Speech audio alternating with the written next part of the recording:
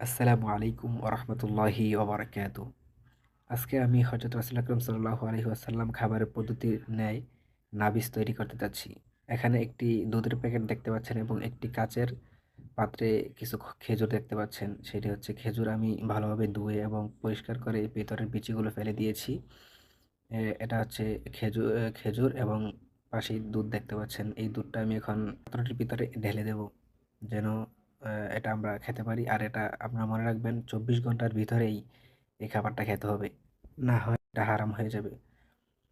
যেভাবে উমর রাদিয়াল্লাহু তাআলা আনহু তার ছেলেকে ব্যত্রাঘাত করেছিলেন এটা খাওয়ার কারণে ৩ দিনের বেশি হয়ে যাওয়ার কারণে।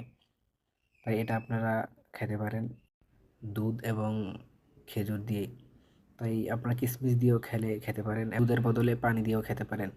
মনে রাখবেন কাচের পাত্রে অথবা মাটির পাত্রেই এটা করতে হবে। আর না হয় নষ্ট হয়ে যাওয়ার উপক্রম হবে।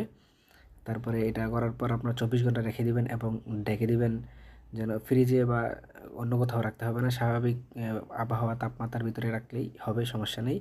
তবে মনে রাখতে হবে যেন এটা নষ্ট হয়ে না যায়। আপনারা পাতলা কাপড় অথবা কোনো স্বাভাবিকভাবে কোনো পত্রিকা, কাগজের পৃষ্ঠা দিয়ে ঢেকে দিতে পারেন। বারবার বলছি অবশ্যই যেন ২৪ ঘন্টার বেশি না হয়ে যায়, তাহলে এটা হারাম হয়ে যাবে। ইনশাআল্লাহ আগামীকাল খাওয়ার সময় দেখাবো আপনাদেরকে কেমন হলো। মাশাআল্লাহ, আমি ২৪ ঘন্টার মধ্যে ১৭ ঘন্টা হয়েই গেল। দেখেন আপনারা কেমন হয়েছে। আমি সাধারণ একটা টিস্যু পেপার দিয়েই ঢেকে রেখেছিলাম। আর আমি যেহেতু ঠান্ডা পানি দিয়ে করেছি তাই দধির মতো হয় নাই। যদি আপনারা চান দুধটাকে গরম করে তারপরে করতে পারেন। তাহলে হয়তো সহজেই বসে যাবে। আর আমি ১৭ ঘন্টা রেখেছি। যদি পারেন আরেকটু বেশি রাখতে পারেন। যেহেতু সকাল হয়ে গেছে তাই আমি খেয়ে নিচ্ছি। আর খেজুরগুলো অনেকটাই নরম হয়ে গিয়েছে তাই আপনারা খেজুরগুলো একদম ভেঙে নিতে পারেন চামচ দিয়ে অথবা হাত দিয়ে নেড়ে একদম স্বাভাবিকভাবেই এটিকে ভেঙে ফেলতে পারেন।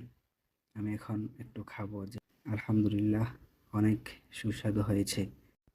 আর এটার মধ্যে অনেক পুষ্টিকর জিনিস রয়েছে যা আপনার মাথা এবং পেটকে ঠান্ডা রাখে। এজন্যই রাসূল আকরাম সাল্লাল্লাহু আলাইহি ওয়াসাল্লাম খেতেন।